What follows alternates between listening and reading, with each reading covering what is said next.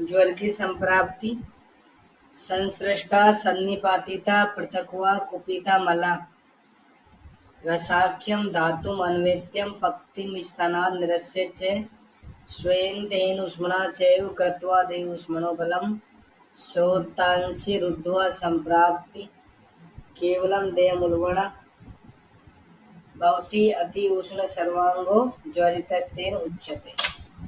तो ऐसे करके लाइन बताइए। इसमें बोलता है पहली लाइन में कि एक दोष, दो दोष, तीन दोष, ये आपस में मिलकर जब कुपित हो जाते हैं या अलग अलग कुपित हो जाते हैं, उसके बाद में रस धातु को पक्ति स्थान से बाहर निकाल देते हैं। रस धातु पक्ति स्थान से बाहर आ जाती है अग्नाशय से। स्वयं तेन उष्मणा चयो, फिर रस धातु की ऊष्मा से और शरीर की ऊष्मा दोनों मिलके और ज्यादा बलवान हो जाती है और स्वेद व स्रोतसों के मार्ग अवरुद्ध हो जाते हैं और पूरा शरीर संताप से ग्रसित हो जाता है, सारे अंग प्रत्यंग उष्ण हो जाते हैं। उस रोग को ज्वर बोलते हैं। तो रस व स्वेद व ये स्रोतसों की दृष्टि होती है। संप्राप्ति में रस लिखा है तो रस पहले आंसर कर देना। विमर्श में सेकंड लाइन में आओ। भाव प्रकाश में 8 प्रकार की ज्वर की संप्राप्ति बताइए। 132 नंबर का श्लोक। ज्वर में, तरुण ज्वर में पसीना क्यों नहीं आता, स्वेद क्यों नहीं आता? स्रोतसाम सन्निरुद्धत्वात् स्वेदम नाने अधिगच्छति, क्योंकि स्वेद व स्रोतसों के मार्ग अवरुद्ध हो जाते हैं, इसलिए स्वेद की प्रवृत्ति नहीं होती। 134 में आओ। 3 तरह के ज्वर और होते हैं, आम ज्वर, पश्चिमान ज्वर और निराम ज्वर। आम ज्वर में एक तरह से कफत ज्वर जैसे लक्षण मिलेंगे। तो थर्ड लाइन में लिखा है ज्वर अविसर्गी होता है, छूटता नहीं है, बलवान रहता है, दोषों की प्रवृत्ति नहीं होती। दोषाणाम अप्रवर्तनम। फिर इसके बाद में दोषों की प्रवृत्ति नहीं होती। एक लाइन छोड़ दो, अगली लाइन में देखना, या इससे अगली लाइन में देखो क्या लिखा है, क्षुतनाश, क्षुधा का नाश हो जाता है। फिर इससे अगली लाइन में गुरुत्वम च गात्राणाम बहुमूत्रता, ऐसे लक्षण मिलते हैं। फिर इससे अगली वाली लाइन में, इससे अगली लाइन में न विड़ जीर्णा न चे ग्लानि, मल भी जीर्ण नहीं होता और ग्लानि भी नहीं होती। ये सारे जो लक्षण हैं आम ज्वर के होते हैं। आम होता क्या है, विमर्श में आओ। ऊष्मणो अल्प बलत्वेन धातुम आद्यम अपाचितम दुष्टम आमास्य गतम रसम आमम प्रचक्षते। मंदग्नि होने की वजह से धातुओं का जो अपाचित रस होता है वो आमाशय में जाकर आम कहलाता है। 136 में पढ़ो। पश्चिमान ज्वर एक तरह से सोचना, पित्त के लक्षण मिलेंगे इसमें। ज्वर वेगो अधिकस तृष्णा प्रलापे श्वसनम भ्रम। अंतर्दाहो अधिकस तृष्णा प्रलापे श्वसनम भ्रम किसमें था? अंतर्वेग ज्वर। तो पश्चिमान ज्वर की लाइन जो है वो अंतर्वेग ज्वर से मिलती जुलती है। वहां पे अंतर्दाह से स्टार्ट हुआ था, यहाँ पे ज्वर वेग से स्टार्ट हुआ है। नेक्स्ट लाइन में मल प्रवृत्ति उत्क्लेश। मल प्रवृत्ति मतलब अतिसार होता है और उत्क्लेश मतलब नौजिया जैसा फील होता है, जी मिचलाने लगता है। ये सारे लक्षण पश्चिमान ज्वर के होते हैं। निराम ज्वर के जो लक्षण हैं वो आम ज्वर के विपरीत है ज्यादातर। तो 137 में देखो क्या लिखा है, छुत। वहां छुतनाश था, यहाँ पे छुत मतलब भूख लगना। क्षामता, क्षामता मतलब क्रस्ता होना। शरीर क्रस होना। लघुत्वम च गात्राणाम, वहाँ क्या था, गुरुत्वम च गात्राणाम। यहाँ पे लघुता हो गई, वहाँ बलवानता है, यहाँ पे क्रस हो गया। ज्वर मार्धवम, ज्वर मंद पड़ जाता है। दोष प्रवृत्ति अष्टाहो, ज्वर 8वें दिन निराम होता है। हिंदी में तुम पढ़ोगे तो इसने 8 दिन बाद लिखा है, तुम 8वें दिन आंसर कर लेना। ज्वर 8वें दिन निराम होता है, 8वें दिन निराम होता है, ना कि 8 दिन बाद में। 138 में आओ। नव ज्वर में 9 भावों का निषेध होता है, ऐसे लिख लो 9 भाव। 9 का मतलब भी तो 9 ही होता है। नव ज्वर में 9 भाव का निषेध होता है। अब ये तुम्हें याद रखने 9 नाम, सारे के सारे नाम याद रहने चाहिए। आजकल क्वेश्चन ऐसे ही पूछते हैं कि कौन सा भाव नहीं है। अब तुम्हें जब याद रहेंगे तभी तो तुम कर पाओगे कि कौन सा भाव नहीं है। तो दिवा स्वप्न स्नान अभ्यंग अन्न मैथुनम क्रोध प्रवाद व्यायामान कषायान से विवर्जित, इन 9 भाव का निषेध होता है। सारे नाम याद रहने चाहिए। कषाय रस का भी निषेध होता है। अगर मान लो गलती से कषाय रस का प्रयोग कर दिया तो क्या हो जाएगा। विमर्श के लास्ट पैराग्राफ में आओ, विमर्श के लास्ट पैराग्राफ में पढ़ो कि यहाँ पे कषाय से कषाय रस या कषाय द्रव्य जो होते हैं उनका क्वाथ समझना चाहिए। स्तभ्यन्ते न विपच्यन्ते कुर्वन्ति विषम ज्वरम, इससे दोष स्तंभित हो जाते हैं और उनका पाक नहीं हो पाता है। और तरुण ज्वर जो होता है वो विषम ज्वर में चेंज हो जाता है। नेक्स्ट श्लोक 139 में ज्वरे लंघनम एव आदौ उपदिष्टम, कोमा लगा दो। ज्वर में आदि में लंघन कराना चाहिए। ऋते ज्वरात, कौन से ज्वर को छोड़कर। 6 अनिल भय क्रोध काम शोक शर्मोद भवात, ये लाइन याद रखना, ये 7 भाव है। 6 अनिल भय क्रोध काम शोक शर्मोद भवात, इनसे बात बढ़ जाती है और ऐसी कंडीशन में लंघन नहीं कराना चाहिए। नेक्स्ट श्लोक, इसी श्लोक के विमर्श में पढ़ो। फर्स्ट लाइन, ज्वर आदौ लंघनम प्रोक्तम, ज्वर मध्ये तु पाचनम, ज्वरांते भेषजम दद्यात्, ज्वर मुक्ते विरेचनम। ब्रैकेट में लिख लो भाव प्रकाश, ये भाव प्रकाश का श्लोक है। समझ में तो आ ही रहा है। ज्वर के आदि में लंघन कराना चाहिए, मध्य में पाचन, अंत में भेषज देनी चाहिए और जब ज्वर मुक्त हो जाए उस समय विरेचन कराना चाहिए। और लाइन लिखो ऊपर पेज पे, ज्वर आदौ लंघनम सस्तम, ज्वर आदौ लंघनम सस्तम, कोमा ज्वर मध्ये तु पाचनम, ज्वर मध्ये तु पाचनम फुल स्टॉप। फिर ज्वर आंते रेचनम प्रोक्तम, ज्वर आंते रेचनम प्रोक्तम, कोमा एतत् ज्वर चिकित्सितम, एतत् ज्वर चिकित्सितम। ब्रैकेट में लिखो योग रत्नाकर, ये योग रत्नाकर का श्लोक है। अब भेषज रत्नावली वाले लिखो, ज्वर आदौ लंघनम सामे,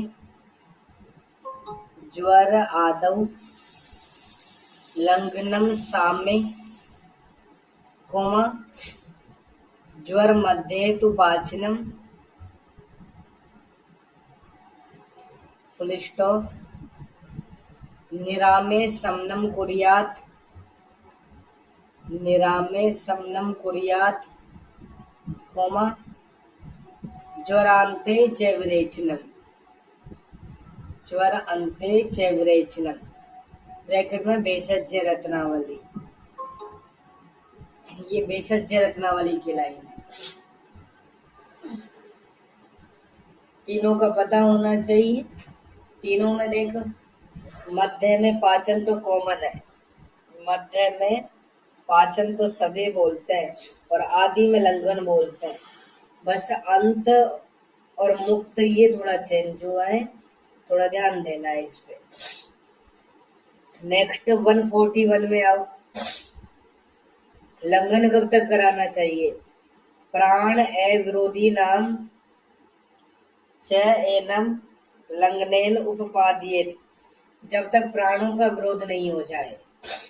दूसरी लाइन में बल अधिष्ठानम आरोग्यम, क्योंकि आरोग्य बल के अधीन ही होता है, इसलिए जब तक प्राण या बल का विरोध नहीं हो जाए तब तक लंघन कराना चाहिए। विमर्श में तीसरे पैराग्राफ में चौथी लाइन पढ़ना। दोषाणाम एव सा शक्ति लंघने या सहिष्णुता, दोषों की शक्ति लंघन पे भी डिपेंड करती है।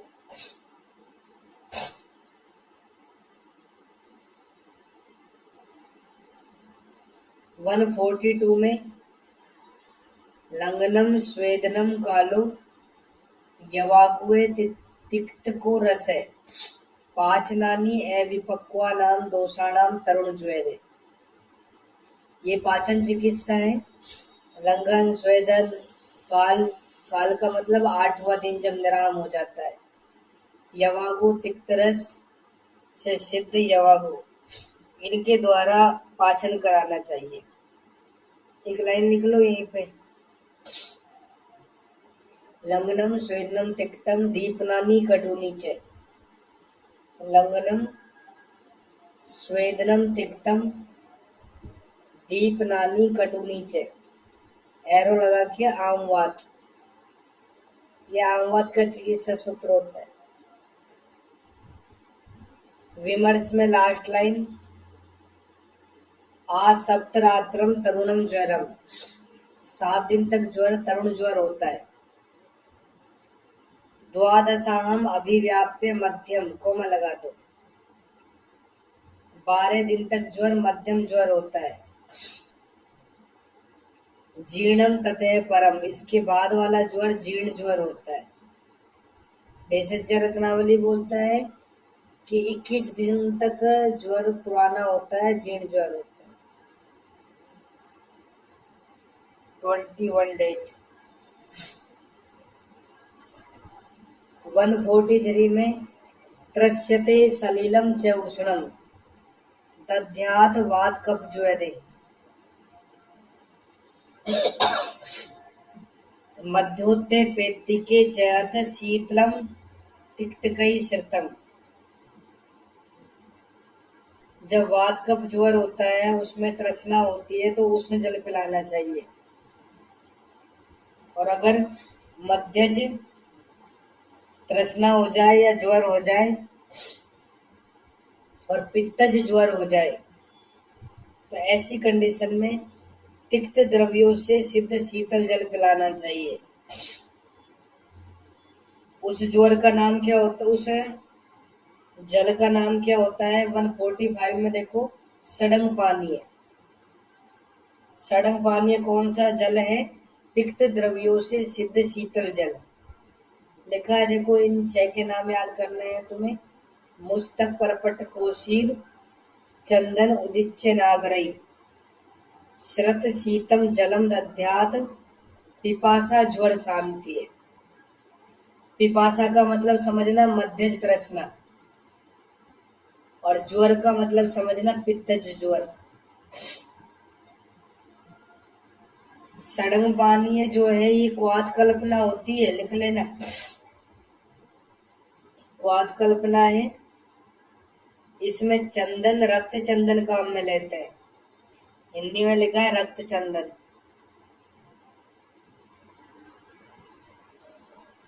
विमर्श में 3rd लाइन में सारंगधर बोलता है कि छुंडम द्रव्य पलम, मान लो द्रव्य हमारे पास में, ये सारे द्रव्यों का मिला जुला यवकुट चूर्ण एक पल मात्रा में है।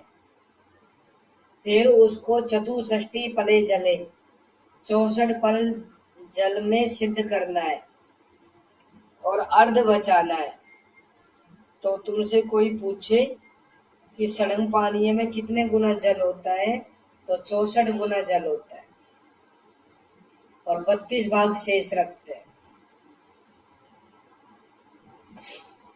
अगर सारंगधर के अनुसार घटक पूछे तब भी यही आंसर करना। सारंगधर में भी यही द्रव्य है और यहाँ पे भी यही द्रव्य है। 146 में आओ। ये कंडीशन से इनको तुम्हें ध्यान से याद रखना है। अब अपन चिकित्सा स्थान में ज्यादातर कंडीशन नहीं पढ़ेंगे। अगर ऐसा हो गया तो फिर क्या करेंगे, ऐसे लिखा हुआ मिलेगा। जैसे अभी ये भी तो कंडीशन थी कि वात कमजोर में प्यास लग रही है, तो क्या करेंगे, उष्ण जल। अगर मध्यज और पित्तज वाली कंडीशन में तृष्णा हो जाए तो तिक्त द्रव्यों से सिद्ध जल। अपन ने 6 रस पढ़े थे, मधुरम लवण कटु तिक्त कषाय। इन 6 रसों में से ज्वरग्न कौन सा होता है, तिक्त रस। तो ज्वर में ज्यादातर जो योग पढ़ेंगे ना, सबके अंदर ज्यादातर द्रव्य तिक्त द्रव्य ही मिलेंगे हमें। 146 में और कंडीशन पढ़ो। कफ की प्रधानता है, उत्कृष्ट दोष है और आमाशय में स्थित है, तो फिर क्या कराएंगे, दूसरी लाइन में वमनई हरेत, वमन कराएंगे। ऐसी कंडीशन में वमन कराना है, यही पूछेंगे बस तुमसे। पहली लाइन लिख देंगे, हिंदी में लिखे चाहे संस्कृत में लिखे, चाहे इंग्लिश में लिखे, चाहे उर्दू में लिखे, कुछ में भी लिखे, है ना, लेकिन तुम्हें आंसर वमन ही करना है। विमर्श में आओ। ऐसे लिखा है, तरुण ज्वर में वमन का निषेध होता है, किंतु अगर ज्वर सद्योभुक्त भोजन करने के तुरंत बाद हो रहा है, शाम ज्वर है या संतर्पण से उत्पन्न है, तो वाग्भट बोलता है कि इसमें वमन करा सकते हैं। विमर्श में 3rd लाइन में लिखा है, सद्योभुक्त से संजाते ज्वरे सामने विशेषता है, अगर वमन के योग्य है तो वमन करा सकते हैं। 147 में, अगर अनुपस्थित दोष है, ऐसा हो जाए, इसके विपरीत अभी हमने पढ़ा था उपस्थित दोष होने चाहिए। अगर अनुपस्थित दोष हो जाए और तुमने वमन करा दिया तो क्या हो जाएगा, दूसरी लाइन में हृदय रोग, श्वास आनाहा, मोह, ये चारों लक्षण याद कर लेना। ये 4 लक्षण हो सकते हैं उत्पन्न। 148 में दूसरी लाइन में दोषा फलानाम आमा नाम स्वरसायु से अत्यय, जैसे कच्चे फल के रस से स्वरस निकाला जाए, कच्चे फल से स्वरस निकाला जाए तो फल का नाश हो जाता है, रस भी नहीं निकलता। ऐसे ही तरुण ज्वर में वमन कराए तो रोगी का नाश हो जाता है, ज्वर भी ठीक नहीं होता। ये एग्जाम्पल दिया है। नेक्स्ट 149, वमन भी हो गया, लंघन भी हो गया, तो अब यवागु देनी चाहिए।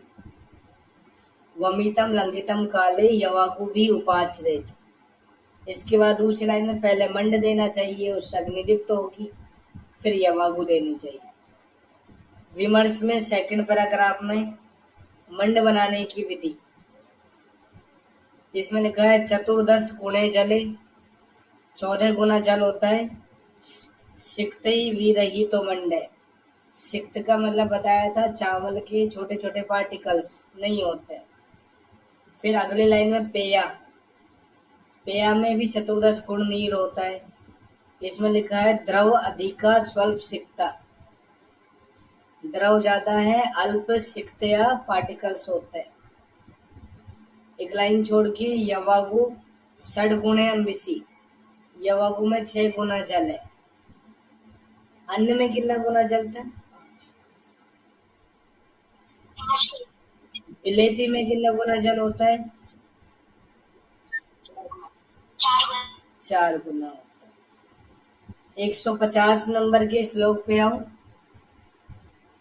यावत ज्वर मृदु भावात सड़हम व विचक्षण, यवागु तब तक देनी चाहिए जब तक ज्वर मृदु नहीं हो जाए या 6 दिन तक यवागु का प्रयोग करना चाहिए। 6 गुना जल होता है, 6 दिन तक यवागु देनी है। सेकंड लाइन में तस्य अग्नि दीप्यते तापि समिद्भिरु पावके, इससे जठराग्नि दीप्त हो जाती है। इस वजह से हम संसर्जन कर्म में यवागु पेय का प्रयोग करते हैं। और क्या लाभ होता है इससे? 152 में देखो, थर्ड लाइन में, स्वेदनाएं द्रव उष्णत्वात्, ये द्रव उष्ण होती है या उष्ण भी संधि होती है? तो द्रव उष्ण होने की वजह से स्वेदन की प्रवृत्ति होती है। नेक्स्ट लाइन में सरत्वात् लाघवाय च, सर गुण की वजह से लघुता लेके आती है शरीर में। और लास्ट लाइन में ज्वरान उच्चरेत धीमान ऋते मध्य समुत्थितात्, सारे ज्वर ठीक हो जाते हैं यवागु का प्रयोग करने से, मध्य समुत्थित ज्वर को छोड़कर। मध्य से उत्पन्न होने वाले ज्वर में इसका निषेध है, वहां नहीं देना, बाकी सब में इसका प्रयोग कर सकते हैं। 154 में लिखा है कि कौन कौन सी कंडीशन में यवागु का निषेध होता है। मदात्य मध्य नित्य में नहीं देना, ग्रीष्म ऋतु में नहीं देते, उष्ण होती है इस वजह से। पित्त कफ की अधिकता, मतलब कौन सा रक्त पित्त हो सकता है पित्त कफ की अधिकता से? ऊर्ध्वभाग रक्त पित्त लिखा है अगली लाइन में, ऊर्ध्व के रक्त पित्त। ऊर्ध्व भाग वाले रक्त पित्त में हम तर्पण का प्रयोग करते हैं, तो नहीं देना है यहाँ पे। पित्त कफ की अधिकता में इसका प्रयोग नहीं करते। दिमाग में बैठा लेना, उष्ण भी संधि होती है, तो उष्ण गुण से पित्त को बढ़ा देती है और अभिसंधि गुण से कफ को बढ़ा देती है। विमर्श में दूसरे पैराग्राफ को पढ़ो। चक्रपाणी इसकी प्रशंसा में लिखता है, पांशु दाने यथा वृष्टि क्लेदयति अति कर्दमम तथा श्लेष्मणि संवृद्धे यवागु श्लेष्मवर्धिनी। हिंदी देख लो, एक लाइन छोड़ के। धूल में जैसे जल की बारिश पड़ती है और क्लेद या कीचड़ हो जाती है, ऐसे यवागु कफ की अधिक मात्रा में ज्यादा वृद्धि करती है, इसलिए हम नहीं देते कफ वाली कंडीशन में। 155 में तर्पण का प्रयोग कर सकते हैं। फिर जिन कंडीशन में यवागु का निषेध होता है उनमें तर्पण का प्रयोग कर सकते हैं। तत्र तर्पणम एव अग्रे प्रयोज्यम लाज सक्तु भी, लाज सक्तु तर्पण काम में ले सकते हैं। ज्वर अपाही फल रसे युक्तम स मधु शर्करम, ज्वर नाशक फलों के रस में मधु शर्करा मिला के दे सकते हैं। विमर्श में सेकंड लास्ट लाइन में ज्वर नाशक फल कौन से? द्राक्षा, दाडिम, खजूर, परियाल और परूषक, ये ज्वर नाशक फल होते हैं। 156 में विमर्श में आओ। यूस में लिखा है अष्टादश गुणे नीरे, 18 गुना जल होता है यूस के अंदर। विरल अन्न घन किंचित, विरल अन्न थोड़ा बहुत होता है और घन होता है, थोड़ा गाढ़ा होता है, इसे यूस बोलते हैं, थोड़ा बहुत गाढ़ा होता है। 157 में दंत धावन, भोजन के पहले रोगी को दंत धावन कराएंगे, लेकिन दांतों का रस कैसा होना चाहिए? सेकंड लाइन में वक्त्र रस तस्मात् विपरीतम, जो मुख का स्वाद होता है उसके विपरीत रस होना चाहिए। 160 नंबर में सेकंड लाइन में ज्वरितम सड़हे अतीते लघु अनप्रीति भोजनम, 6 दिन बीत जाने के बाद में अब हल्का भोजन कराने के बाद कसाय का प्रयोग करना चाहिए। यवागु 6 दिन तक दी, अब उसके बाद में हमें कसाय का प्रयोग करना चाहिए 6 दिन बाद में। 161 नंबर में आओ। नव ज्वर में कषाय का प्रयोग करने से क्या हानि होती है ये बताया है कि स्तभ्यन्ते न विपच्यन्ते, दोष स्तंभित हो जाते हैं और पचते भी नहीं है। कुर्वन्ते विषम ज्वर, और वो नव ज्वर विषम ज्वर में चेंज हो जाता है। सेकंड लाइन में तरुण ज्वर लिखा है या नव ज्वर बोल दो। लास्ट लाइन में इसलिए कषाय कषाय, मतलब हमने 5 कषाय योनि पढ़ी थी, कौन से रस की नहीं पढ़ी बताओ? क्यों नहीं पढ़ी? इससे कोई सी भी कसाय कल्पना नहीं बन सकती, इसलिए हमने नहीं पढ़ी, क्योंकि लवण हर कसाय कल्पना में जल की जरूरत होती है। जैसे जल में लवण को मिलाएंगे तो ये उसमें घुल जाएगा, इसलिए लवण की कसाई होनी नहीं बताई। तो कसाय कसाय जो होती है उसका तरुण ज्वर में निषेध होता है। इसके बाद में अगर मान लो तरुण ज्वर हो जाए तो कसाय कसाय का प्रयोग नहीं कर पा रहे हैं, तो फिर कौन से रस का कसाय काम में लेना चाहिए? तिक्त तिक्त रस का। तो विमर्श में सेकंड लास्ट लाइन पढ़ू। सड़ंग पानीय आदि पेय द्रव्यों का प्रयोग ज्वर की तरुण अवस्थाओं में किया जाता है। अगर तुम्हें थोड़े बहुत सिम्टम्स मिलने लगे अभी प्रेजेंट टाइम में ज्वर के, तो उस समय सड़ंग पानीय शुरू कर देना चाहिए, क्योंकि ऐसी कंडीशन में हम कसाय कसाय काम में ना लेके तिक्त रस का कसाय काम में लेते हैं। ज्यादातर जो ज्वर नाशक कसाय होते हैं, चाहे ज्वर हर क्वाथ देख लो, चाहे और भी बहुत सारे क्वाथ होते हैं, उनमें त्रिफला पड़ा रहता है। और त्रिफला आंवला की, हरित की और विभीत की होती है। और वो जो त्रिफला है वो कौन सी तरह की त्रिफला है? कसाय त्रिफला। और कसाय त्रिफला तो हमें देनी ही नहीं है। और बहुत सारे लोग पेशेंट आते ही तुरंत फीवर मिला, ज्वर है कसाय, ज्वर है कसाय शुरुआत कर देते हैं। वात स्लेश में क्वाथ, पता नहीं क्या क्या लिख देते हैं। एक बार ये तो देख लो कौन सी स्टेज में है वो। तो अगर वो इनिशियल है तो सड़म पानी से ही ठीक करना चाहिए उसको, तिक्त द्रव्यों का प्रयोग करना चाहिए। हम देंगे उसको फायदा तो मिल जाएगा, लेकिन फिर उसका जो ज्वर है ना तरुण ज्वर, वो विषम ज्वर में चेंज होने लग जाएगा, फिर बार बार रिपीट होता रहेगा वो। इसलिए चिकित्सा करते समय ये बात ध्यान में रखनी चाहिए। अब ज्वर की तरुण अवस्था कैसे समझोगे? तुम्हें पूर्व रूप वाले लक्षण बता दिए, एक तो मैंने, वो पूर्व रूप तुम्हें अच्छे से याद रहने चाहिए।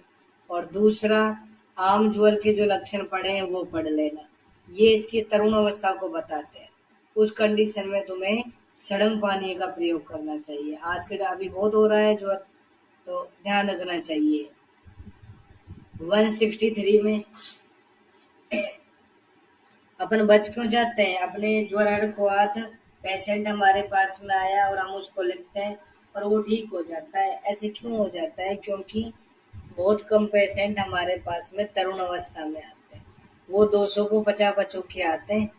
वो क्या करते हैं, मॉडर्न मेडिसिन ले लेते हैं, और जब लगता है कि अब इससे कुछ फायदा नहीं हो रहा और हर महीने ये ज्वर रिपीट हो रहा है, तब जाके हमारे पास भागते हैं।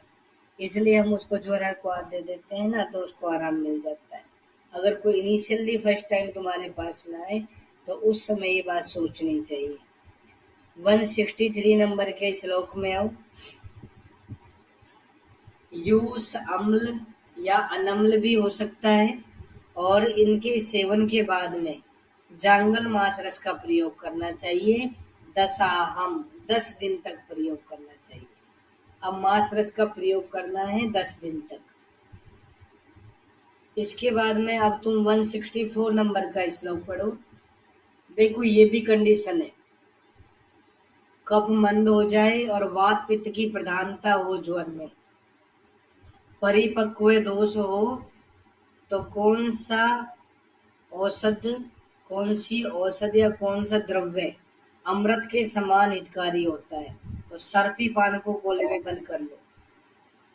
सर्पी पान गोले में बंद कर लेना। अग्रय द्रव्यों में सर्पी क्या था बताओ? वात पित्त प्रसन्ना नाम। अग्रय द्रव्यों में सर्पी वात पित्त प्रसन्ना नाम होता है। तो यहाँ पे हमें सर्पी पान कराना चाहिए। अमृत के समान हितकारी होता है परिपक्व दोष में। अब विमर्श में देखो दूसरे पैराग्राफ के अंदर फर्स्ट लाइन में लिखा है, चिकित्सा स्थान के 30वें अध्याय में योनि व्यापद में एक लाइन आती है, इसका रेफरेंस पता होना चाहिए। रेफरेंस याद रखना है, ज्वरे पेया कसाया से क्षीरम सर्पी विरेचनम सड़हे सड़हे देयम विक्षय दोष बलाबले। तो ये सब 6-6 दिन पे काम में लेने चाहिए, सारे 6-6 दिन पे काम में लेने चाहिए।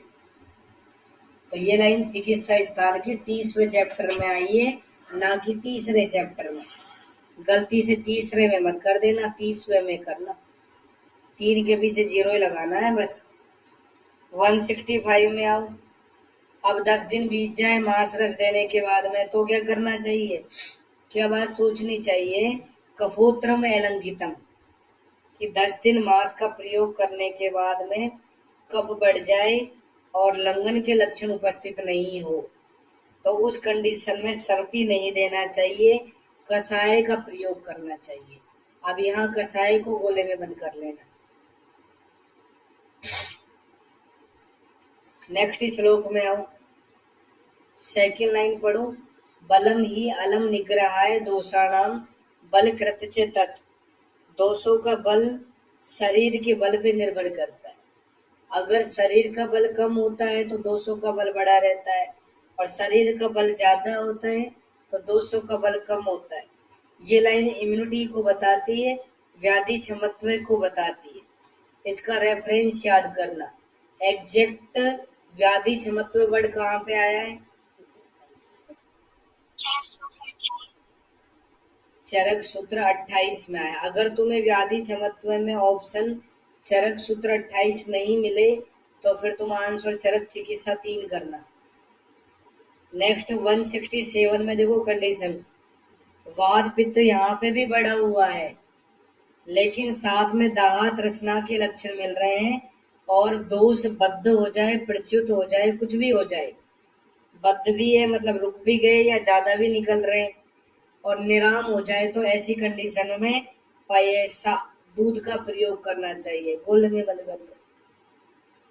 अभी हमने थोड़ी देर पहले पढ़ा था वात पित्त की अधिकता है और कफ मंद है, तो क्या बताया था?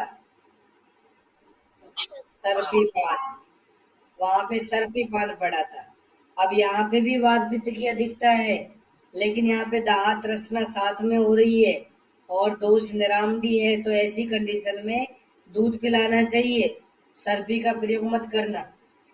विमर्श में फर्स्ट पैराग्राफ की सेकंड लास्ट लाइन, अगर पुरुष ग्रथित हो जाए तो क्या पथ्य होता है? दूध। वात पित्त विकार है तो भी दूध।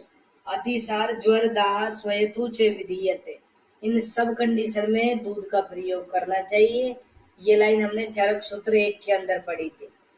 ऐसे बोला था कि दूध से घी निकलता है, जब घी वात पित्त प्रशमन का काम करता है तो दूध भी वात पित्त प्रशमन का काम करेगा। विमर्श में दूसरे पैराग्राफ की फर्स्ट लाइन पढ़ो, दोष के बद्ध होने पर गाय का दूध लेना चाहिए। मतलब दोष बाहर नहीं निकल रहे तो गाय का दूध, और अगर क्योंकि ये मल निस्सारक होता है, अगर प्रच्युत दोष ज्यादा निकल रहे हैं तो बकरी का दूध तो काम में लेना चाहिए, ये संग्राही होता है। ये बात समझना, इनसे बद्ध प्रच्युत दोष है। 168 में इतनी सारी हमने चिकित्सा पढ़ ली, अगर फिर भी ज्वर ठीक नहीं हो तो क्या करना चाहिए? क्या बात ध्यान में रखनी चाहिए? क्रिया भी आभि प्रशमम न प्रियाति यदा ज्वर है। सारी चिकित्साओं से ज्वर शांत नहीं हो।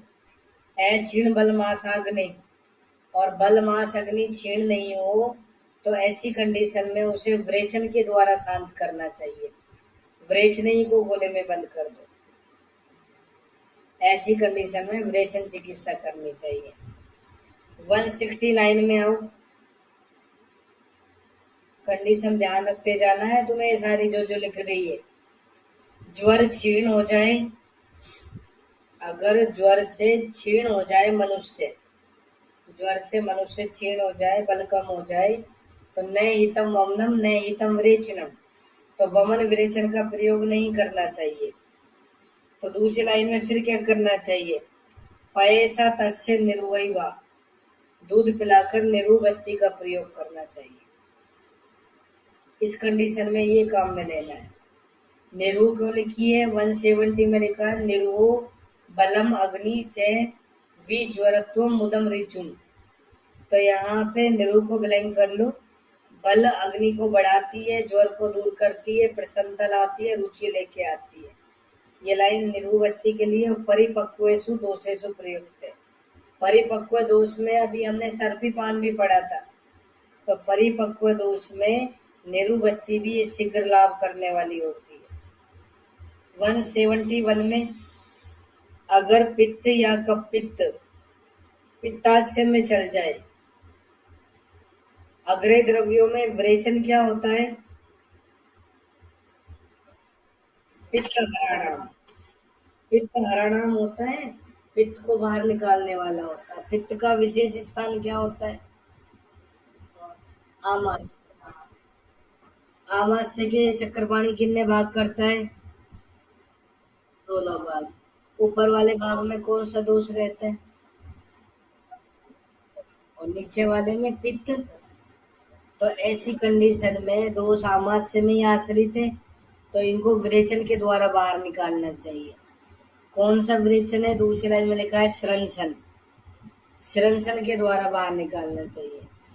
त्रीन मलान बस्ती हरेद पक्वास से स्थितान। बताया था तुम्हें कि अगर पक्वास से दोष होता है तो विरेचन कराते हैं, पक्वास से स्थित दोष होता है तो बस्ती का प्रयोग करते हैं। तीनों दोष पक्वास से में स्थित हो जाए तो बस्ती का प्रयोग करना चाहिए। 172 में जो ज्वर पुराण हो गया, कपित्त क्षीण है, अग्नि दृढ़ हो गई, प्रबल हो गई, रुक्ष बद्ध पुरुष हो जाए तो अनुवासन बस्ती का प्रयोग करना चाहिए। 173 में गौरवे सिर से है शूले विबद्धेषु इंद्रियेषु च। गुरुता हो जाए सिर में, शूल हो जाए, इंद्रिया विबद्ध हो जाए, जीर्ण ज्वर वाली कंडीशन है, तो ऐसी कंडीशन में सिर विरेचन कराना चाहिए, मूर्ध विरेचन कराना चाहिए। 176 में आओ,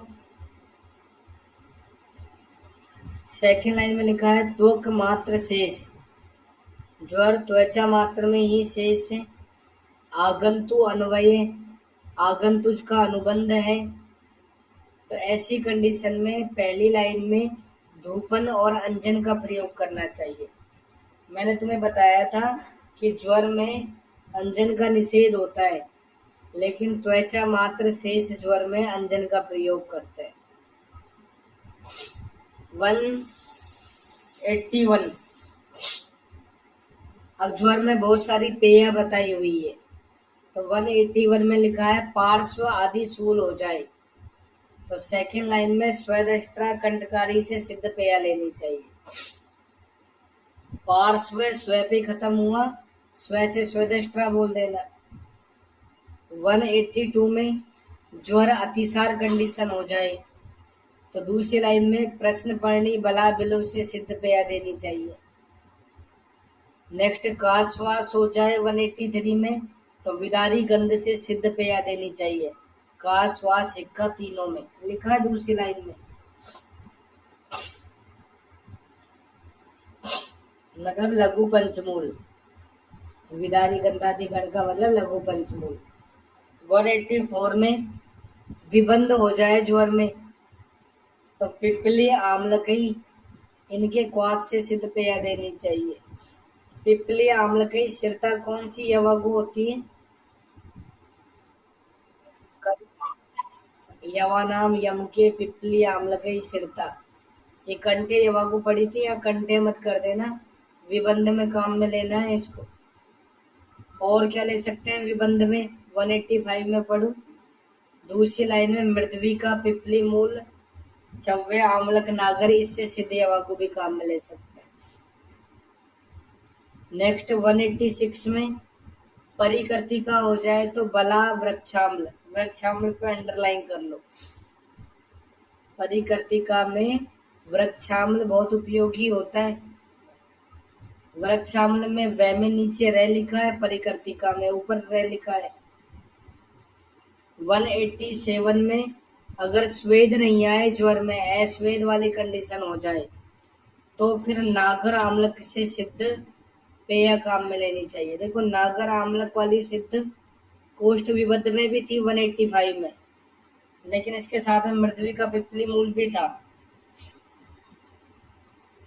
केवल नागर आम्ल की आ जाए तो अस्वेद वाली कंडीशन में काम में लाना है, अगर पसीना नहीं आए तब। श्लोक नंबर 189 में साग कौन कौन सी काम में ले सकते हैं? पटोल पत्र क्या है ये? तिक्त साग की। इसमें पाप चेलिक लिखा है, पाठा को बोलते हैं पाप चेलिक। पास से पाठा बोल दो, पास से पाप चेलिक बोल दो। 194 में गर्म अम्बू, गर्म पानी देना चाहिए पीने के लिए भोजन के बाद में। भोजन के बाद में अनुपान के तौर पे उसको गुनगुना पानी पिलाना चाहिए ज्वर में। 197 में आओ, ज्वर नाशक कषाय भी काम में लेंगे। कौन कौन से हो सकते हैं? पाक्य कषाय, शीत कषाय, मुस्तक परपटक से सिद्ध कषाय। मुस्तक परपटक को ज्वर में अग्रय किसने माना है? अष्टांग हृदय वाग्भट मुस्तक परपटक को ज्वर में अग्रय मानता है। 200 नंबर के श्लोक को पढ़ो, 200। अलग अलग क्वाथ बताएं, अलग अलग विषम ज्वर में। सबसे पहले कलिंगादि क्वाथ, कलिंग पे ऊपर बिंदी आती है, ये संतत ज्वर में काम में लेना। संतत ज्वर में भी ऊपर बिंदी आती है। नेक्स्ट लाइन में पढ़ो, पटोलादि क्वाथ, ये पटोल से लेके कटु रोहिणी तक ही है, तो ये सतत ज्वर में काम में लेना है। पस पस बोल देना हिंदी में, पैसे पटोल, सैसे सत। निम्बादि क्वाथ अन्य दुष्क में, अन्य दुष्क में न लिखा है, न से निम्बादि क्वाथ बोलना। और याद रखना इसमें त्रिफला पड़ा रहता है। निम्बादि क्वाथ में निम्ब के साथ त्रिफला भी होता है। फिर नेक्स्ट लाइन में क्रात तिक्तादि क्वाथ, इसमें देखो तय और ती लिखा है। तृतीयक ज्वर में भी तय और ती लिखा आता है साथ साथ। इसकी चारों घटक याद करने हैं तुम्हें। क्रा तिक्तम अमृता चंदनम विश्व भेषजम। इसके बाद में गुडुच्यादि क्वाथ, गुडुची च पे खत्म हुआ, च से चतुर्थक ज्वर में काम में लेना है। गुडुची चतुर्थक ज्वर में काम में लेंगे। ऐसे नेक्स्ट लिखा है वत्सकादि क्वाथ, इससे आगे 207 में लिखा है जात्यादि क्वाथ, इसमें गुड़ मिला के काम में लेते हैं, सगुणम जात्यादि क्वाथ। त्रिफलादि क्वाथ 209 में पित्त श्लेष्म ज्वराप है होता है। नेक्स्ट 210 में बृहत्यादि क्वाथ, क्या लिखा है? सन्निपात ज्वराप है, सन्निपात ज्वर नाशक होता है। 212 में सट्यादि वर्ग क्वाथ, ये भी सन्निपात ज्वराप है होता है। से सट्यादि बोलो, से सन्निपात ज्वर है। 214 नंबर में बृहत्यादि गण क्वाथ, इसमें भी ये लिखा है सन्निपात ज्वराप है। नेक्स्ट 216 में आओ, 216 ज्वराः कषाये वमने लग्ने लघु भोजने रुक्षस्य येने साम्यन्ति सर्पी तेषां विसर्जितम। सर्पी को गोले में बंद कर लो। ज्वर जब कषाय वमन लंघन लघु भोजन इनसे शांत नहीं हो और रुक्षता और बढ़ जाए शरीर में, तो ऐसी कंडीशन में विसर्जित चिकित्सा क्या होती है? सर्पीपान। सर्पीपान हमने अमृत के समान भी पढ़ा है और विसर्जित चिकित्सा भी होती है। ये कैसे काम करता है देखो, रुक्षम तेजो ज्वर करम, रुक्ष तेज है जो द्रवहीन पित्त होता है, पाचक पित्त, वो ज्वर को उत्पन्न करता है। तेज सा रुक्षितस्य च, तेज से शरीर में रुक्षता बढ़ती है जिससे वात का प्रकोप हो जाता है, और वो वात बढ़कर से यह स्वाद अनुबलो धातु स्नेह मध्य से अनिल है, और शरीर में स्नेह अंश को नष्ट कर देती है और रुक्षता को और बढ़ा देती है। ऐसी कंडीशन में सर्पी का प्रयोग करने से रुक्षता शांत हो जाती है। विमर्श में दूसरे पैराग्राफ की 5वीं लाइन पढ़ो, पाचकम तिलमानम स्यात्, पाचक पित्त का प्रमाण तिल प्रमाण होता है। और इसी लाइन में इससे पहले लिखा है हिंदी में द्रवहीन पित्त होता है। संस्कृत में लिख सकते हो त्यक्त द्रवत्वम। त्यक्त द्रवत्वम कौन से पित्त का लक्षण होता है? पाचक पित्त का। द्रवहीन पित्त कौन सा होता है? पाचक पित्त।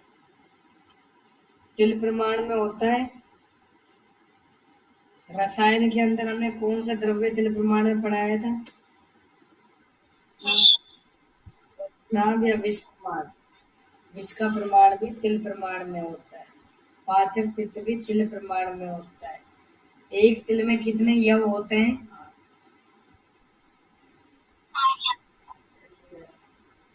1/8। 8 बोल दो बस, है ना। 8 याद किया है, काट खड़ी हो जाएगी तुम्हारी।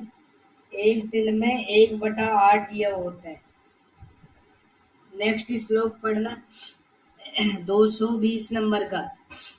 पिपलियादि घृत मार्क कर लो बस। 223 नंबर वासादि घृत है, ये वासा घृत नहीं है। वासादि घृत लास्ट में लिखा है जीर्ण ज्वरापहम। 226 में बलादि घृत। इसके बाद में तुम 234 नंबर का श्लोक 234, इसमें हेडिंग में लिखा है पंचमूल साधित क्षीरपाक। मतलब लघु पंचमूल से सिद्ध क्षीरपाक काम में लेना है। इसके विमर्श में देखो सेकंड लास्ट लाइन में कैसे बनाएंगे क्षीरपाक। द्रव्यात अष्टगुणम क्षीरम, कोमा लगा दो। द्रव्य से 8 गुना क्षीर लेते हैं। क्षीरात तोयम चतुर्गुणम, क्षीर से 4 गुना जल लेते हैं और क्षीर को शेष बचाते हैं। इसे क्षीरपाक विधि बोलते हैं। तो 1:8:32 रेशो होता है द्रव्य अनुपात क्षीर अनुपात जल का। क्षीर के 8 भेद होते हैं, तो क्षीर 8 गुना कर देना, उसका 4 गुना जल कर देना। फिर नेक्स्ट श्लोक में एरंड मूलादि क्षीरपाक काम में ले सकते हैं। इसमें देखो एरंड मूल का क्वाथ लेना है। उसको किस कंडीशन में यूज में ले सकते हैं? ज्वरात से परिकर्ती का। तो ज्वर में परिकर्ती का साथ में हो जाए तो एरंड मूलादि क्षीरपाक काम में ले सकते हैं। या फिर इसी लाइन में लास्ट में लिखा है बिलो सलाटू भी। बिलो सलाटू से सिद्ध क्षीरपाक या एरंड मूल से सिद्ध क्षीरपाक, दोनों हम ज्वर में परिकर्ती का होने पर काम में लेते हैं। बिल्लू सलाटू से सिद्ध कुलमास का भक्षण किसमें था? लीन गर्भ में पढ़े थे सुश्रुत में। 238 238 में आओ। चतुर्गुणेन अम्बसा व सिरतम ज्वर हरम पेय, 4 गुना जल मिला के दूध का प्रयोग करते हैं। कौन से वेग धारण की चिकित्सा में था? शुक्र वेग धारण में था। इसके बाद में धारोष्ण क्षीर का प्रयोग करते हैं।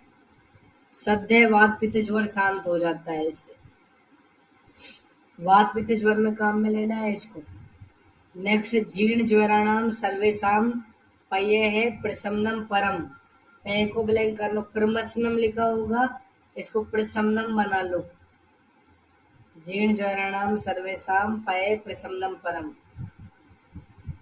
और ऐसे लाइन आ जाए जीर्ण ज्वरेषु सर्वेषु प्रशस्यते, क्या होता है? निदान स्थान में पढ़ी थी हमने लाइन।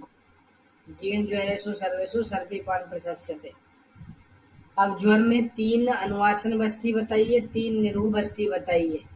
पहले निरूह बस्ती पढ़ो। 244 में लिखा है पटोलादि निरूह बस्ती। इसमें लास्ट लाइन में लिखा है सद्यो भवती विज्वर, ये विज्वर हो जाता है शीघ्रता से। 246 में आरवदादि निरूह बस्ती। इसमें लास्ट लाइन में लिखा है ज्वरग्न होती है ये बस्ती। आरवदाति निरूह बस्ती ज्वरग्न होती है। नेक्स्ट 249 में गुड़ुच्यादि निरूह बस्ती। ये भी ज्वर को नष्ट करती है। तो ऐसे लिख सकते हैं पटोल आर गुड, हिंदी में लिखना लेकिन पटोल फिर आर रे आर गुड, पटोल से पटोलादि, आर से आरगवदादि, गुड़ से गुड़ुच्चादि, ये 3 निरूबस्ती है। फिर 3 अनुवासन कौन सी है? जीवंत्यादि अनुवासन बस्ती। इसके बाद 252 में पटोलादि अनुवासन बस्ती, 253 में चंदनादि अनुवासन बस्ती। तो चंदनादि अनुवासन बस्ती प्रशस्त होती है, लिखा है प्रशस्यते, ज्वर हर प्रशस्यते। जीव चंद लिख देना, जीव पे, जीव से जीवंत्यादि, पै से पटोलादि, चंद से चंदनादि। तो पटोलादि जो है निरूबस्ती भी होती है चंद, और ये अनुवासन भी होती है। 257 में आओ, ज्वर में दाहा हो जाए तो क्या काम में लेना है? इस श्लोक में दाहा ज्वर प्रशमन लिखा हुआ है, तो दाहा ज्वर प्रशमन को ब्लैंक कर लो। सहस्त्र धोत सर्पी काम में लेंगे या फिर चंदनादि तेल काम में लेंगे। इससे क्या करेंगे? लास्ट लिखा है अभ्यंजनम, अभ्यंग करेंगे, इससे दाहा ज्वर शांत हो जाता है। पित्त ज्वर मत बोलना, दाहा ज्वर बोलना है, तो दाहा ज्वर लिखा है तो दाहा ज्वर ही बोलो। चंदनादि तेल देखना नेक्स्ट श्लोक में 258 में लास्ट 4th लाइन में लिखा है शीत वीर्याणाम यथा लाभम औषधा नाम। यहाँ पे शीत वीर्य वाली औषधियां ज्यादा होती है। एक लाइन जोड़ के पढ़ो, एतत् तेलम अभ्यंगात सद्यो दाहा ज्वरम अपनीयति। यह तेल जो है सद्य दाहा ज्वर को नष्ट करने वाला होता है। इसके बाद में श्लोक नंबर 2 पेज पलट के 267 पे आओ। अगरुवादी तेल, अगरुवादी तेल में नीचे से 5 लाइन जोड़ के पढ़ो। उष्ण वीर्याणाम यथा लाभम औषधा नाम, उष्ण वीर्य वाली औषधियों का प्रयोग करना है। इसमें लास्ट लाइन में पढ़ो क्या लिखा है कि प्रयुंजित शीत ज्वर प्रशमनार्थम, शीत ज्वर को शांत करने के लिए काम में लेंगे इसको, अगरुवादी तेल को। इसमें हिंदी में पढ़ोगे तो 4th 5वीं लाइन में 12वें नंबर पे वरा या त्रिफला लिखिए, 12वें नंबर पे वरा लिखिए, त्रिफला, वरा त्रिफला को बोलते हैं। इसमें सेकंड लास्ट लाइन में देखना 93 नंबर पे अधि अंडा लिखा है, अधि अंडा केवाच को बोलते हैं, कपी कच्चू का पर्याय है। नेक्स्ट श्लोक में आओ, त्रियोदश विधय स्वेद है, 13 प्रकार के जो साग्नि स्वेद होते हैं उनका ज्वर में प्रयोग करते हैं। लास्ट में लिखा है शीत ज्वर आप है, शीत ज्वर में प्रयोग में लेंगे इनको। नेक्स्ट श्लोक में 269 में कुटी स्वेद जैसे साग्नि स्वेद ही होता है, इसका प्रयोग करेंगे। और धूपास से अगरू घना, अगरू का घना धूप या मोटा धूप काम में लेंगे शीत ज्वर में। लिखा है शीतम प्रशमयंती, शीत ज्वर को शांत करने वाला होता है। 272 में आओ, लंघन अभी थोड़ी देर पहले भी पढ़ा था हमने, 6 अनिल भय क्रोध काम शोक श्रमोद भवात, ऐसे मिलती जुलती लाइन है जहाँ पे लंघन नहीं कराते। वातजे श्रमजे च एव पुराणे छतजे ज्वरे, लंघनम न हितम विद्यात समय स्थान उपाचरेत, समन को गोले में बंद कर लो। वातज सिरमज पुराणज छतज ज्वर जो होते हैं इनमें लंघन का प्रयोग नहीं करते, इनमें समन चिकित्सा काम में लेते हैं। 276 में आओ, 276 में सेकंड लाइन में निरामस से अपि अतः प्रोक्तो ज्वर है प्रायो अष्टमे एहनी, ज्वर 8वें दिन निराम होता है। 280 नंबर में आओ, वात ज्वर में चिकित्सा जीर्ण ज्वर की करते हैं, जीर्ण ज्वर हरम कुर्यात सर्व सस्य अपि उपक्रमम, जीर्ण ज्वर की चिकित्सा करेंगे। दोषों के जीर्ण होने पर या भोजन के जीर्ण होने पर वात ही बढ़ता है। इसके बाद 281 में देखो, फर्स्ट लाइन में लिखा है लास्ट में, कफ अधिक, कफ की अधिकता हो जाए तो लास्ट लाइन में आदशाहम उपक्रम में 10 दिन बीत जाने पर कषाय का प्रयोग करना चाहिए। पढ़ा था हमने, यही तो पढ़ा था, कफोत्रम एलंघितम निर्दशाहम। उस कंडीशन में हमें किसका प्रयोग करना चाहिए? कषाय का प्रयोग करना चाहिए। 284 में आओ,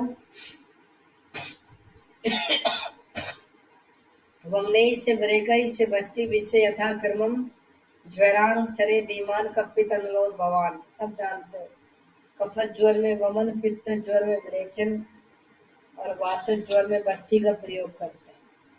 ये लाइन तुम्हें ज्वर में करनी है, बस ये याद रखना है कि ऐसी लाइन कौन से रोग में आई है? ज्वर में आई है। 286 में आओ, सन्निपात ज्वर की चिकित्सा। वर्धनेन एक दोषेन छपणेन उच्छ्रितस्य वा कफ स्थान अनुपूर्व्या वा सन्निपात ज्वरम जयेत। देखो, सन्निपात ज्वर 13 प्रकार के होते हैं, उनमें एक समसन्निपातज होता है, 12 विषम सन्निपातज होते हैं।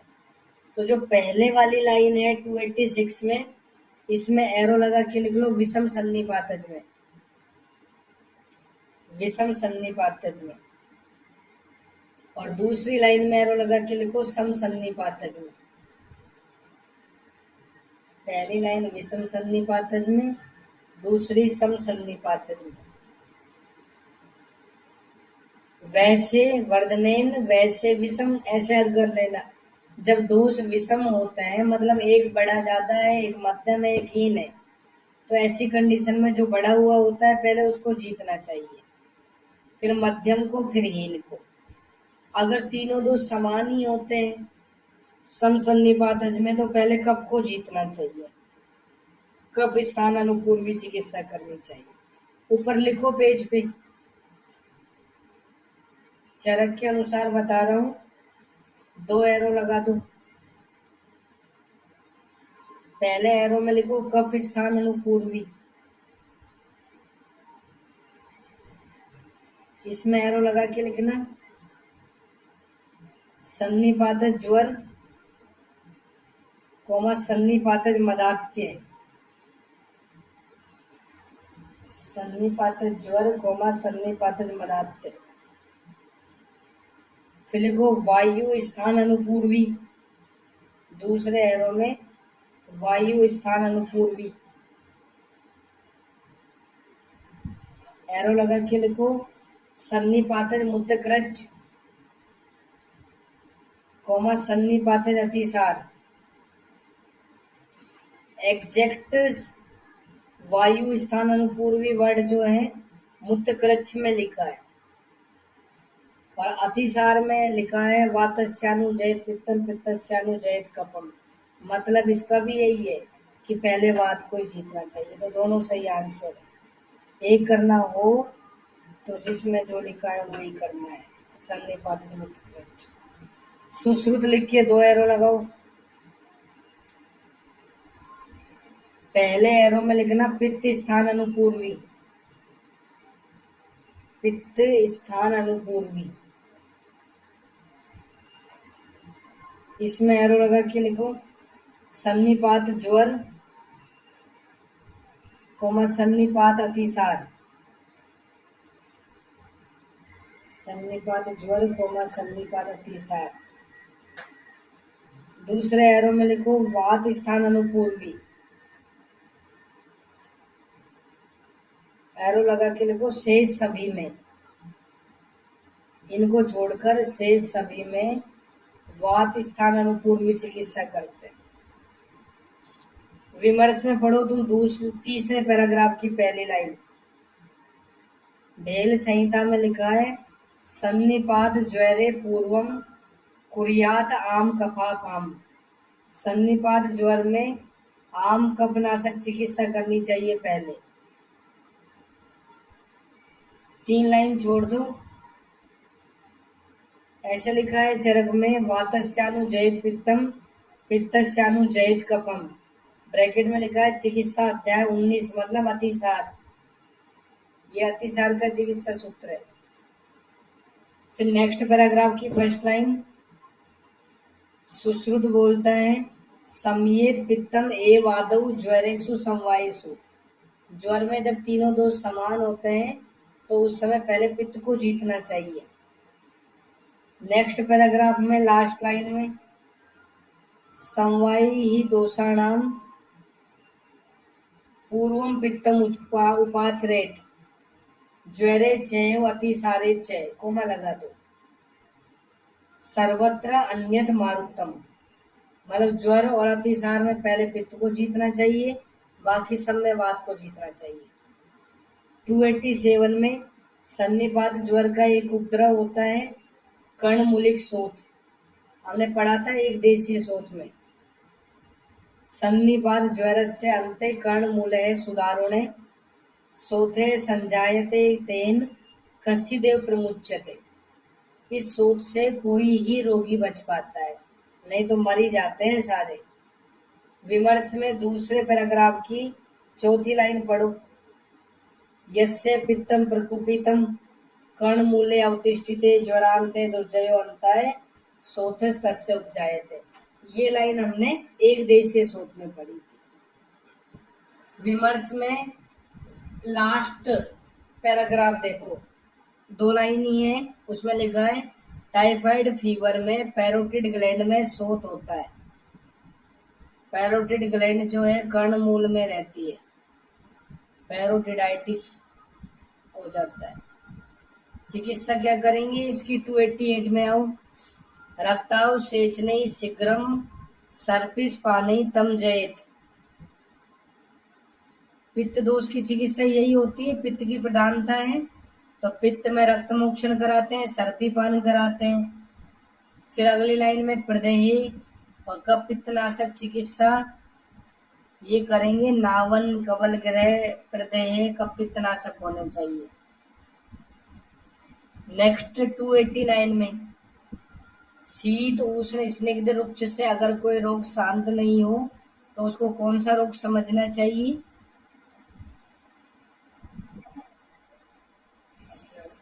रक्त रोग समझ के फिर क्या कराना चाहिए,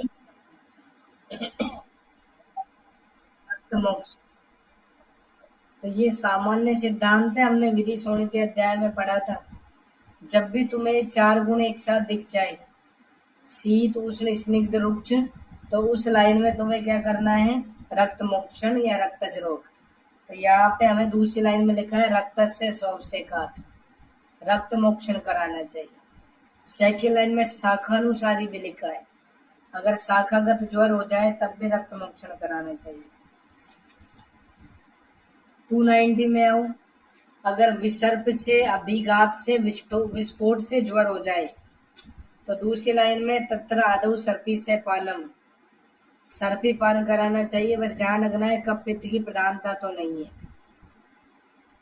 291 में, दौर्बल्यात देहे धातु नाम, देहे और धातु की दुर्बलता के कारण ज्वरो जीर्णे अनुवर्तते, ज्वर का अनुवर्तन होकर जीर्ण ज्वर हो जाता है। तो इस जीर्ण ज्वर में क्या करेंगे, दूसरी लाइन में देखो, बल्ले भ्रंगण चिकित्सा करेंगे। वात बढ़ी रहती है, दुर्बलता होने से वात बढ़ जाएगी और वात की चिकित्सा बल्ले भ्रंगण चिकित्सा होती है। 292 में आओ, विषम ज्वर का चिकित्सा सूत्र, कर्म साधारणम जय्याद तृतीयक चतुर्थकौ। तृतीयक चतुर्थक ज्वर में साधारण कर्म करते हैं। कौन से, विमर्श में पहली लाइन में लिखा है देव व्यापाश्रय और युक्ति व्यापाश्रय चिकित्सा करते हैं। दूसरी लाइन में आगंतु अनुबंधो ही प्रायसो विषम ज्वर है। विषम ज्वर में 2 बातें याद रखनी है, एक तो हमने याद की थी कि विषम ज्वर जो होते हैं वो सन्निपात से होते हैं, और दूसरी बात सारे विषम ज्वर में आगंतुज अनुबंध होता है। मतलब विमर्श में चौथी लाइन में लिखा है कि जीवाणु बैक्टीरिया से हो रहा है, कोई वायरस से हो रहा है। पढ़ाई है हमने, टाइफाइड में भी होता है साल्मोनेला टाइफी, डेंगू में भी होता है, मलेरिया में भी होता है, कोविड में भी था। तो ये जो वायरस बैक्टीरिया ये होते हैं, ये क्या होते हैं सारे, ये आगंतुक अनुबंध को ही बताते हैं, जीवाणु ही होते हैं। 293 में अगर वात प्रधान विषम ज्वर हो तो सामान्य चिकित्सा सिद्धांत फॉलो करना है। सर्पीपान, अनुवासन और निरोबस्ती का प्रयोग, स्निग्ध उष्ण चिकित्सा करनी है। तृतीयक चतुर्थक विषम ज्वर में अगर 294 में पित्त की प्रधानता हो जाए तो विरेचन, सर्पीपान कराएंगे और तिक्त द्रव्यों से सिद्ध शीतल चिकित्सा करेंगे। 295 में कफ की प्रधानता हो तो वमन, पाचन, रुक्चनपान, लंघन कराएंगे, कसाय उष्ण चिकित्सा करेंगे। 297 में विषम ज्वर में पान के लिए सुरा, मंड का प्रयोग करना चाहिए। मंड के साथ मदिरा देनी चाहिए। और भक्ष्यार्थ भोजन के लिए चरणायुधा, तीतर, मोर का मांस देना चाहिए। हमने पढ़ा था तीतर का मांस वातोलवण संधिपात में काम में लेते हैं। मोर का मांस चरणायुधा मुर्गे का पर्याय, इसका मांस देना चाहिए। इसके बाद 298 में सटपल सर्पी का भी काम प्रयोग कर सकते हैं। 301 नंबर में ज्वर का वेग आ रहा होता है उस समय क्या करना चाहिए। स अन्नम मध्यम प्रभुतम व अन्न के साथ में अधिक मात्रा में मद्यपान करा के स्वप्यात शयन करा देना चाहिए। वो वेदना को भूल जाएगा, उसका माइंड डाइवर्ट हो जाएगा। आस्थापन और यापना वस्ती का प्रयोग भी कर सकते हैं। तो शॉर्ट में लिख सकते हो आयास, आयास, आ से आस्थापन, या से यापना, से शयन चिकित्सा कराते हैं। तीनों में से कुछ भी करा सकते हैं। 304 नंबर में आओ।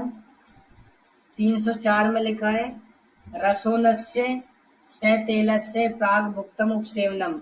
लहसुन की चटनी बना के तिल तेल मिला के खिला सकते हैं विषम ज्वर के अंदर, भोजन के पहले देनी है ये। नेक्स्ट 305 में नस्य व्याघ्री वसा का दे सकते हैं और सिंह वसा का नस्य काम में ले सकते हैं। 307 में पलंग सा आदि से धूपन कर सकते हैं, गोकुलो आदि से। 309 में देवव्यापा से चिकित्सा में क्या कर सकते हैं। मणि, औषधि, मंगल्य वस्तुओं का धारण करा सकते हैं, अगध धारण करा सकते हैं।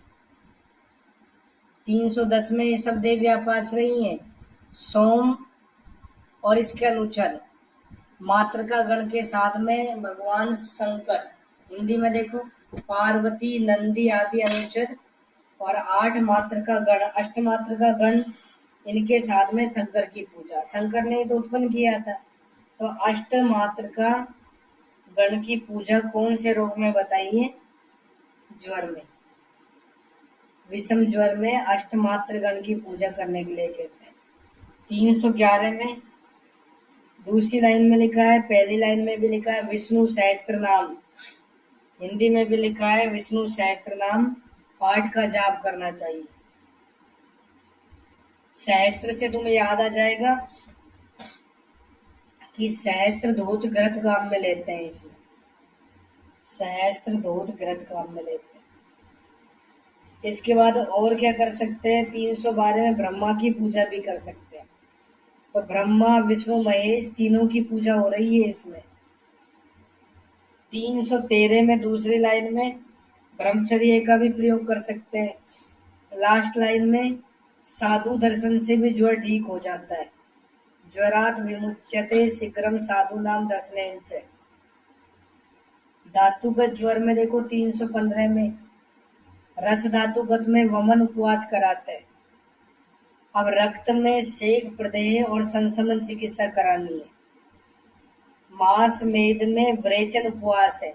विरेचन उपवास तुम रक्त में मत कर देना बस गलती से, ध्यान रखना है इसको। और अस्थि मज्जा में बस्ती का प्रयोग करेंगे तो निरु अनुवासन बस्ती का प्रयोग करते हैं। 317 में आओ, आगंतुक ज्वर की चिकित्सा। आगंतुक में देखो अभिशाप, अभिचार और अभिसंग, इन तीनों के अंदर दूसरी लाइन में लिखा है देव व्यापाश्रय चिकित्सा करनी चाहिए। तो यहाँ पे अभिघात नाम नहीं है, बाकी तीनों का नाम है। अभिघात की चिकित्सा अलग से बताई है, दूसरी लाइन में पढ़ते जाओ। अभिघात ज्वरो नश्येत पान अभ्यंगेन सर्पी से। अभिघात ज्वर में सर्पीपान कराएंगे, अभ्यंग कराएंगे, रक्त मोक्षण कराएंगे, क्योंकि रक्त का अनुबंध होता है। मध्य सातम में होती है तो वेदना को बुलाने के लिए मध्य का प्रयोग करेंगे। मांस रस ओदन भी उसको खाने के लिए देंगे। फिर नेक्स्ट लाइन में छतव्रण की चिकित्सा भी करेंगे। इसी लाइन में आश्वासन, इष्टलाभ, वायु प्रशमन, हर्षण चिकित्सा, काम शोक भय ज्वर में करते हैं। इसको ब्लैंक कर लो। काम शोक भय से कौन सा दोष कुपित होता है? इसलिए देखो वायु प्रशमन लिखा हुआ है। आश्वासन में वा लिखा है तो वा से वायु बोल दो, वा से आश्वासन बोल दो। आश्वासन हर्षण दोनों चिकित्सा करते हैं। इष्ट लाभ देने वाली चिकित्सा करते हैं। फिर कामी अर्थई मनोज्ञ से पित्तग्न सभ्य उपक्रमई सद्वाक्य से समम याति ज्वर क्रोध समत्थितम। क्रोध को ब्लैंक कर लो, क्रोध समुत्थित को। क्रोध ज्वर में हम क्या करेंगे? उसकी सारी मनोकामनाओं को पूरा करेंगे। पित्तनाशक चिकित्सा करेंगे, पित्तग्न, और सद्वाक्य का प्रयोग करेंगे जिससे उसका क्रोध शांत हो जाए। फिर लिखा है कामाद क्रोध ज्वरो नासम, कोमा लगा दो। क्रोध ज्वर को काम से नष्ट करता है। क्रोधाद काम समुद्भव है, कामत ज्वर को क्रोध से नष्ट करता है। याति ताभ्याम उभाभ्याम चय भय शोक समुत्थित है, भय शोक से होने वाले ज्वर को दोनों से नष्ट करता है। तो ये चिकित्सा प्रतिद्वंद चिकित्सा बताइए। प्रतिद्वंद चिकित्सा होती है। इससे पहले कहाँ कहाँ पढ़ी थी? ऊपर पेज पे लिखो, ऊपर पेज पे लिखो प्रतिद्वंद चिकित्सा, एरो लगा के उन्माद, कोमा ज्वर, कोमा मलायन।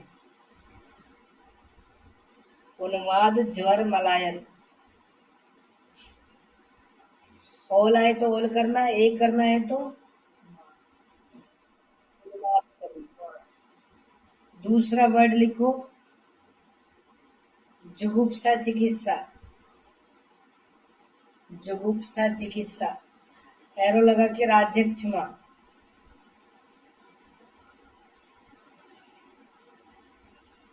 तीसरा लिखो आवस्थिकी चिकित्सा, आवस्थिकी चिकित्सा, एरो लगा के लिखना राज्यक्षमा, कोमा कफज ग्रहणी,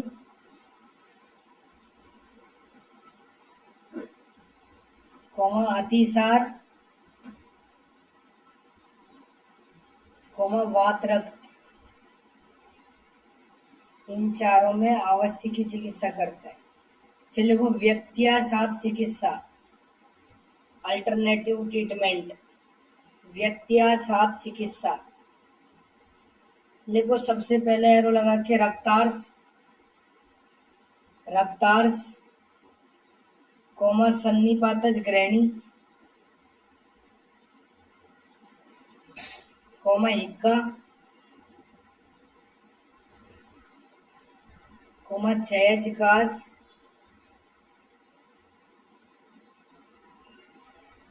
कोमा आवरण, कोमा पित्तावृतवात। इन सब जगह पे हम व्यत्यासात चिकित्सा पढ़ेंगे। 323 में ज्वर के वे के काल में अगर रोगी बार बार चिंतन करता है तो फिर क्या करना चाहिए? दूसरी लाइन में विचित्र विषयों से उसको नष्ट करना चाहिए, बुलाना चाहिए। विचित्रई से विषय नाशियत, जैसे हमने कोविड में किया था।